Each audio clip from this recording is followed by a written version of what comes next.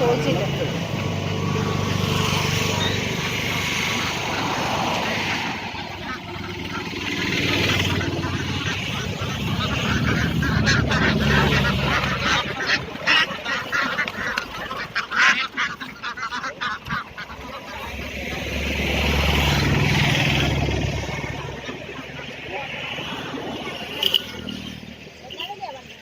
താറാവിനെ മേടിക്കാനായിട്ട് ഇറങ്ങിയതാണ്. താറാവ് ആലപ്പുഴ ചങ്ങനാശ്ശേരി റോഡിലാണ്. വെള്ളത്തിൽ കിടക്കുന്ന താറാവിനെ വേണം എപ്പോഴും മേടിക്കാനായിട്ട്.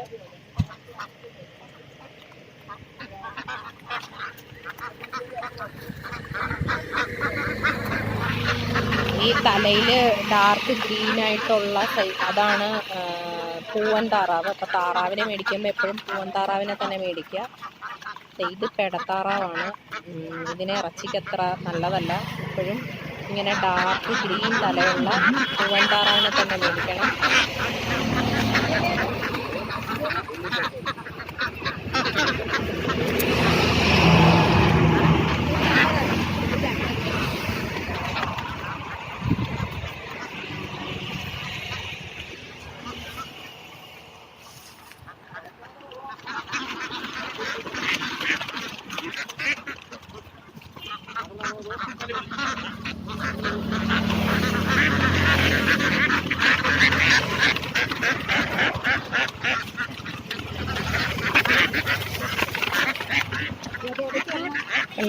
അതാണ് പൂവൻ താറാവ്, ഗ്രീൻ കളറായിട്ടുള്ള. ഇത് പെടയല്ലേ അമ്മ ഈ പോകുന്നത്?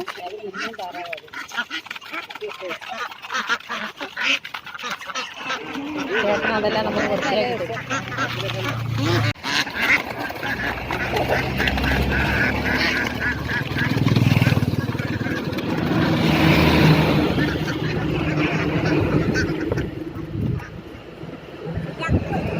ഡക്ക്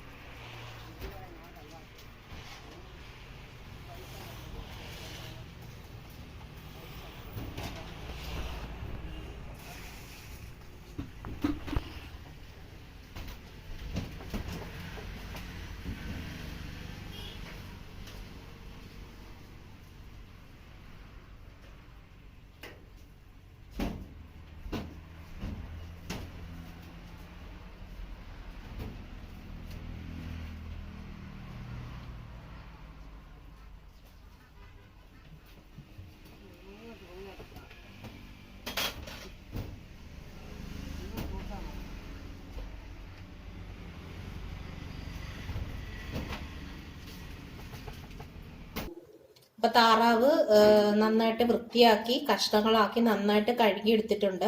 മഞ്ഞൾ പൊടി, കാശ്മീരി ചില്ലി, അല്പം വിനാഗിരിയും ഉപ്പും കൂടെ ചേർത്ത് നമുക്ക് നന്നായിട്ടൊന്ന് പുരട്ടി വെക്കാം. ഒരു 10-15 മിനിറ്റ് ഒന്ന് റെസ്റ്റ് ചെയ്യാനായിട്ട് വെക്കാം. അല്പം മഞ്ഞൾ പൊടി. ഇതിപ്പോ 2 താറാവാണ് ചെയ്യുന്നത്. താറാവ് കൊണ്ടുവരുന്ന ഉടനെ തന്നെ നമ്മൾ കുക്കറിൽ അത് വേവിച്ച് വെക്കാനായിട്ട് ശ്രമിക്കുക. ഇല്ലേ പിറ്റേ ദിവസത്തേക്ക് എടുക്കുമ്പോഴേക്കും അതിന്റെ രുചി പോകും. വേവിച്ച് വെക്കണം. ഇനി ഒരു കളറിന് വേണ്ടിയിട്ട് അല്പം കാശ്മീരി ചില്ലി, അല്പം ഉപ്പ്, ഇനി 1 ടീസ്പൂൺ വിനാഗിരിയും കൂടെ നമുക്ക് ചേർക്കാം.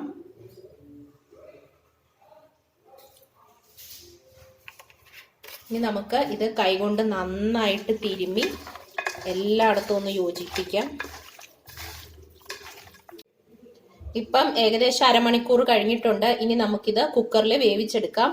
അതിനായിട്ട് ഞാനിപ്പോൾ ഇവിടെ ഒരു 5 ലിറ്ററിന്റെ വലിയ കുക്കർ എടുത്തിട്ടുണ്ട്. കാശ്മീരി ചില്ലി, മഞ്ഞൾ പൊടി, ഉപ്പ്, വിനാഗിരി ഇത്രയും ഇട്ട് പുരട്ടിയ താറാവ് നമുക്ക് കുക്കറിലേക്ക് മാറ്റാം. ഇനി ഈ കഷ്ണത്തിനോടൊപ്പം 1 ടീസ്പൂൺ പെരിഞ്ജീരകം ചേർത്ത് കൊടുക്കാം. 10-12 വെളുത്തുള്ളി പൊളിച്ചത്. വലിയ വെളുത്തുള്ളി ആണെങ്കിൽ അതനുസരിച്ച് ചേർക്കുക. ഒരു 10-12 കാന്താരി മുളക്, ഒരു വലിയ ടേബിൾ സ്പൂൺ ഇഞ്ചി ചെറുതായിട്ട് കൊത്തി അരിഞ്ഞത്, ഒരു വലിയ ടേബിൾ സ്പൂൺ വെളിച്ചെണ്ണ കൂടി ചേർത്ത് കൊടുത്തിട്ടുണ്ട്. ഇത് നമുക്ക് നന്നായിട്ട് കൈകൊണ്ട് തിരുമ്മി ഒന്നുകൂടെ യോജിപ്പിച്ചെടുക്കാം. അപ്പം ഞാൻ നന്നായിട്ട് യോജിപ്പിച്ചിട്ടുണ്ട്. ഇനി നമുക്ക് ഇത് അടച്ചു വെച്ചിട്ട് ചെറിയ ബർണറിൽ വെക്കുക. എന്നിട്ട് ഹൈ ഫ്ലെയിമിൽ 2 വിസിൽ. വെള്ളം ഒട്ടും ചേർത്തിട്ടില്ല, വെള്ളത്തിന്റെ ആവശ്യമില്ല. ഇറച്ചിയിൽ നിന്ന് തന്നെ കുറച്ച് വെള്ളം ഇറങ്ങും. താറാവ് നമ്മൾ വാങ്ങിച്ചു കഴിഞ്ഞാൽ ഈ കുക്കറിൽ വേവിക്കുന്നിടം വരെയുള്ള സ്റ്റെപ്പ് നിങ്ങൾ കൊണ്ടുവന്ന ഉടനെ തന്നെ ചെയ്യാനായിട്ട് ശ്രദ്ധിക്കുക. ഇല്ലെങ്കിൽ താറാവിന്റെ രുചി പോകുമെന്നാണ് പറയുന്നത്. ഇങ്ങനെ വേവിച്ചു വെക്കുന്നതിന് താറാവ് വറ്റിച്ചു വെക്കുക എന്ന് പറയും. അപ്പൊ ഇതിപ്പോ താറാവ് റോസ്റ്റിനായാലും സ്റ്റൂവിനായാലും ഈ സ്റ്റെപ്പ് വരെ കോമൺ ആണ്. ഇപ്പൊ 2 വിസിൽ അടിച്ചിട്ടുണ്ട്. ഞാൻ കുക്കർ ഓഫ് ചെയ്തിട്ടുണ്ട്. ഇനി ഇതിന്റെ ആവി മുഴുവനും തന്നെ ഇരുന്ന് തന്നെ പോയിട്ട് ബാക്കി പ്രോസസ്സ് നമുക്ക് നോക്കാം. താറാവ് നല്ല നന്നായിട്ട് 2 വിസിലിൽ വെന്ത് പ്രഷർ മുഴുവൻ തന്നെ ഇരുന്ന് പോയി. അതിനുശേഷം ഞാനിപ്പോൾ ഒരു പാത്രത്തിലേക്ക് മാറ്റിയിട്ടുണ്ട്. ഇതിപ്പോൾ ചെറിയ സൈസ് താറാവായിരുന്നത് കൊണ്ട് 2 വിസിലിൽ വെന്തു. നിങ്ങൾക്ക് കിട്ടുന്ന താറാവിന്റെ ഒരു പരുവം നോക്കിയിട്ട് വിസിൽ എത്ര വേണമെന്നുള്ളത് തീരുമാനിക്കുക. ഇതിപ്പോൾ 2 വിസിലിൽ ഹൈ ഫ്ലെയിമിൽ 2 വിസിലിൽ വെന്ത് കിട്ടിയിട്ടുണ്ട്. ഇനി ഇതിപ്പോൾ 2 താറാവാണ്. ഇതിൻ്റെ അകത്തുനിന്ന് പകുതി ഇപ്പം നമ്മൾ റോസ്റ്റിനും പകുതി സ്റ്റൂ ഉണ്ടാക്കാനുമായിട്ട് മാറ്റുകയാണ്.